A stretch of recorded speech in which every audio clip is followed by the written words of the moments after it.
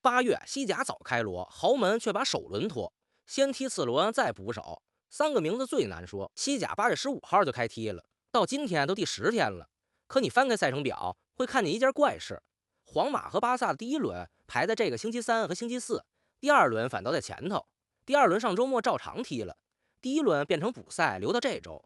聯賽讓這兩家倒着踢，沒搞錯，也沒出事兒。這背後是一條寫在球員工會協議裡的規定，大部分人沒聽說過。一會兒說透。規矩後頭還有3道坎。皇馬這邊，姆巴佩能刷的個人數據全刷滿了，可上個賽季球隊一個冠軍沒撈着。貝林厄姆在國家隊和在俱樂部踢的根本不是同一個位置。這周那場補賽一眼就能看出答案。巴薩那邊3個問題全壓在一個19歲的身上。幾點開球？盯什麼看？後頭一次說清。先說那條規定，老馬上一期認人指南裡提過一嘴，這回把它說透。西班牙有個球員工會，就是替全體職業球員出面跟聯賽談條件的組織，性質跟公司裡的职工代表差不多。這個工会跟西甲簽了一份集體協議，裡頭有一條寫的明明白白，凡是世界杯打進4強的球員，賽後必須先歇3個星期，再練3個星期，6個星期湊滿才能上場打正式比賽。道理不複雜，一届世界杯踢到最後的人得讓人喘口气儿，這不是哪家俱樂部撒嬌要来的特权，是白纸黑字的規矩。西甲主席自己都出面解釋過这条。这届世界杯的4強是哪4家？西班牙、阿根廷、英格蘭、法國。皇馬隊裡姆巴佩他們那批法國球員一路打到了最後。巴薩更不用說，队裡一票剛捧完杯的西班牙功臣。有人可能尋思，那讓替補先頂上，主力歇着不就完了？不行，協議管的是整場比賽。隊裡只要有4強球員，那一輪就得整場往後挪，不是挪人，是挪比賽。規矩一套上，這2家8月中旬根本湊不齊人，所以西甲把第一輪裡的4場球往後挪。馬競那場挪到8月19號，貝蒂斯對瓦倫西亞挪到8月25號，皇馬對皇家社會挪到8月26號，巴薩對畢爾巴鄂挪到8月27號。馬競那場19號已經補完，貝蒂斯那場排在25號，皇馬、巴薩這2場壓軸在最後。可這裡頭有個細節，被挪的只有第一輪，第二輪的日子一天沒動，於是就出現了開頭那一幕。第二輪照常開打，第一輪反倒排在後頭補，順序整個翻了過來。你上周末要是熬夜看了西甲，看見皇馬、巴薩出場，那就是他們的第二輪，不是第一輪。打個比方，你上班第一天請了假，第二天照常上班，第一天的活留到周3補。打卡記錄上，你的第一天就排在第二天後面。真輪到你，你也樂意這麼排？剛出完一趟大差，落地就讓你打卡，誰受得了？皇馬、巴薩現在的赛程表就是這麼一份打卡記錄，所以這個星期3、星期4的2場球，名義上叫補賽，其實就是他們倆的第一輪，不是傷病潮，也不是鬧巴賽，就是日曆這麼排的。規矩說完了，接下來是人。姆巴佩、貝林厄姆、亞馬爾今年各自有一道不好過的坎兒，這條倒着踢的規矩，要是你頭回聽說，順手把訂閱點了，這種門道咱這兒常講。先看皇馬，第一問姆巴佩，他的坎兒一句話就能說清，個人這條線全拿滿了。可上個賽季球隊一個冠軍沒拿，先看拿滿是個什麼拿法。上賽季西甲他進了25個球，是射手王，這個獎在西班牙有個專門的名號，叫皮切奇。他連着2年拿，C 羅之後頭一個做到的人。各項賽事加起來44場42個球，差不多1場1個，這個效率放在哪個年代都是頂格的。歐冠15個球，又是射手王。皇馬俱樂部自己評的賽季最佳球員還是他，再加上世界杯單届10個球，金靴到手，就是整届进球最多的那個人。而且他是史上唯一拿過2届世界杯金靴的。世界杯生涯總进球22個，歷史第一。這個記錄以前的主人都是教科書裡的名字。一個前鋒能刷的數據，他基本刷了個遍。可团隊那邊正好反過來，法國隊這屆一路打進4強，半決賽輸給了西班牙，爭季軍又輸給英格蘭，最後空手回家。俱樂部這邊更難受，就是這麼一個賽季，皇馬一個冠軍都沒撈着，西甲冠軍還是巴薩的，人家上賽季衛冕了。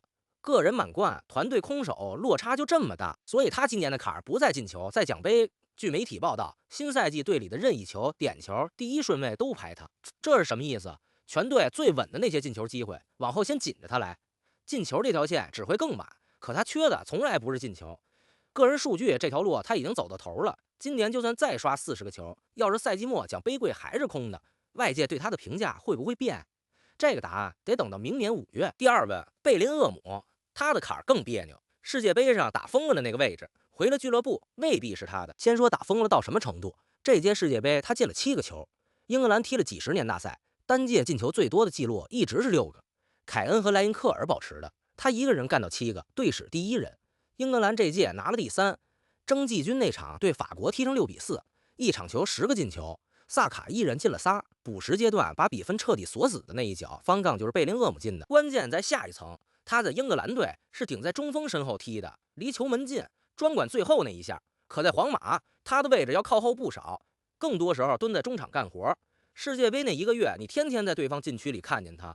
過去2個賽季的西甲，你更多是在中場附近找到他。同一個人，國家隊和俱樂部踢的根本不是一個位置。新賽季怎麼擺？西班牙媒體的判斷是，穆里尼奧會排一個4-2-3-1的陣，把他推回前腰。前腰是啥？就是頂在鋒線身後，專門組織進攻，順帶自己進球的那個點，擱貝林厄姆身上，等於讓他站回禁區口。記住，這是媒體的判斷，不是俱樂部的說法。而且真要擺這個陣，搶位置的人也不少。剛從曼城來的碧玺就能踢這兒，隊裡那幾個年輕攻擊手也全盯着這個坑。他的合同到2029年，人是踏實的，懸的只有位置。所以這周的補賽，台北時間星期4凌晨那場，你就盯一件事兒：開球以後，貝林厄姆站哪？站在禁區口，那就是世界杯那個貝林厄姆；縮回中場，那就是皇馬原來的答案。這一眼頂得上10篇分析。可他站哪兒，他自己說了不算，說了算的是場邊那位第3問穆里尼奧。6月11號，皇馬董事會正式任命，合同3年，簽到2029年7月13號到隊上班。距離他上一回執教皇馬正好過去13年。老球迷都認識這位狂人，當年在西班牙跟巴薩鬥得天昏地暗的那位。13年是個什麼概念？他上一次做皇馬教練席的時候，亞馬爾才6歲，他接手的是個什麼攤子？上賽季皇馬踢到一半就把主帥哈維·阿隆索換了，讓阿韋洛亞代管到賽季結束，最後一冠未得。這個夏天，俱樂部一口氣官宣了6個新人，你能認得出來的起碼仨：碧玺，葡萄牙中場核心，從曼城自由身加盟；庫雷利亞，西班牙奪冠隊的左後衛，一頭捲毛那位；孔戴，法國中衛，從利物浦來的。這仨裡頭，倆還是白撿的，合同到期自由身加盟，1分轉會費沒花。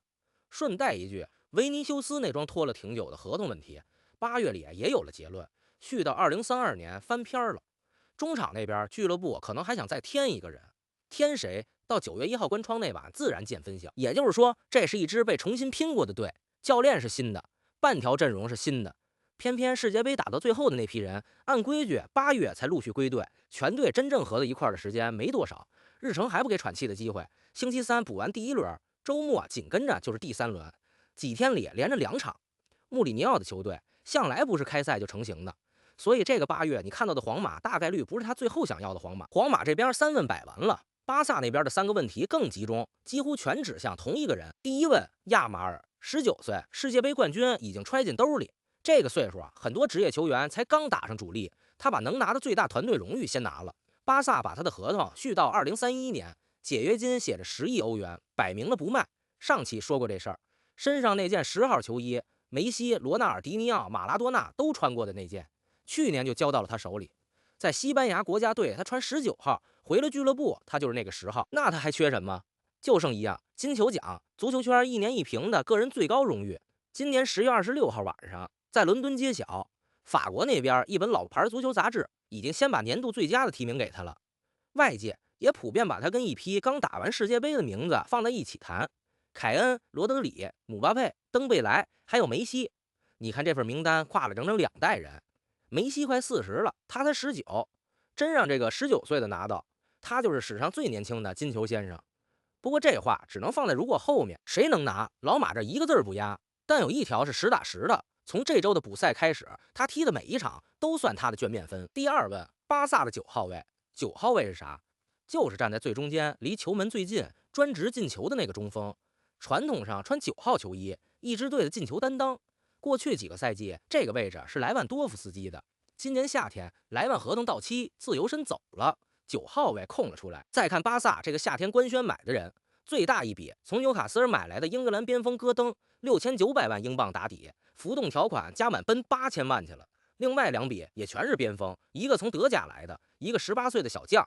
邊鋒的活是貼着邊線突，下底傳中或者內切打門，站在最中間等着接應包抄的那個人，他們替不了。所以3筆買賣做完，邊上人滿沒換，中路那個頂點到現在沒定。買了3個邊鋒，9號位誰來站？這問題從換季第1天掛到現在，巴薩的9號位這個夏天一直在動。9月1號夜裡轉會窗一關，那時候的答案才算數，在那之前誰說都不作數。第3問，弗里克這套進攻線怎麼擺？巴薩主帥還是弗里克，德國人上赛季刚帶隊卫冕了西甲，帥位穩穩的，可帥位稳，难题也真。他手里这套进攻线人比坑多，右路是亚马尔的，动不了；左路新买的戈登和那2个年轻边锋全擠在这儿，中路還空着。戈登要是坐穩首發，那2個年輕的怎麼安排？要是坐不穩，快8000萬買來的人當替補，這錢怎麼交代？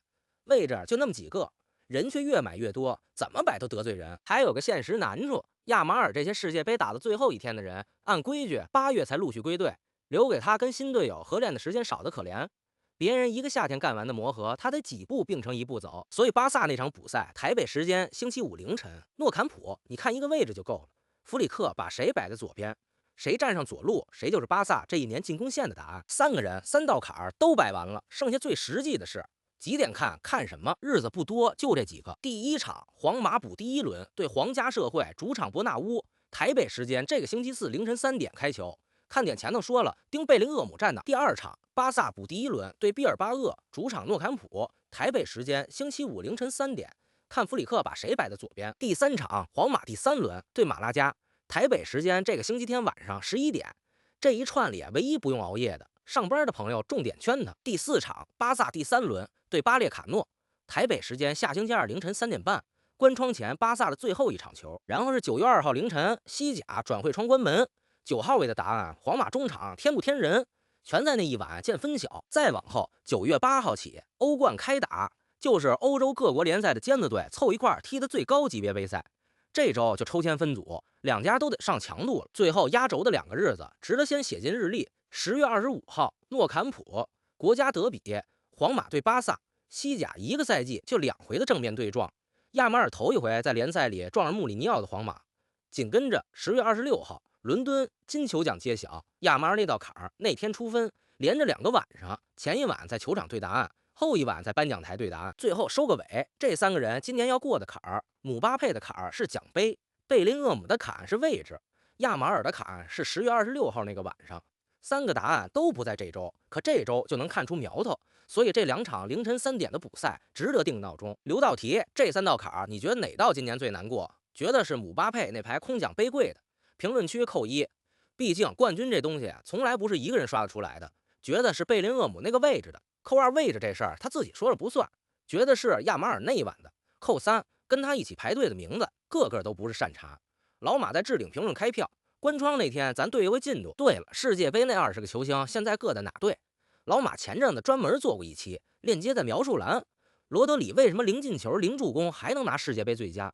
老馬也單獨講過一期，同樣在描述欄。新賽季想一場不落地跟下來，順手把訂閱點了，鈴鐺開上。我是第一次看球的老馬，咱們下一場見。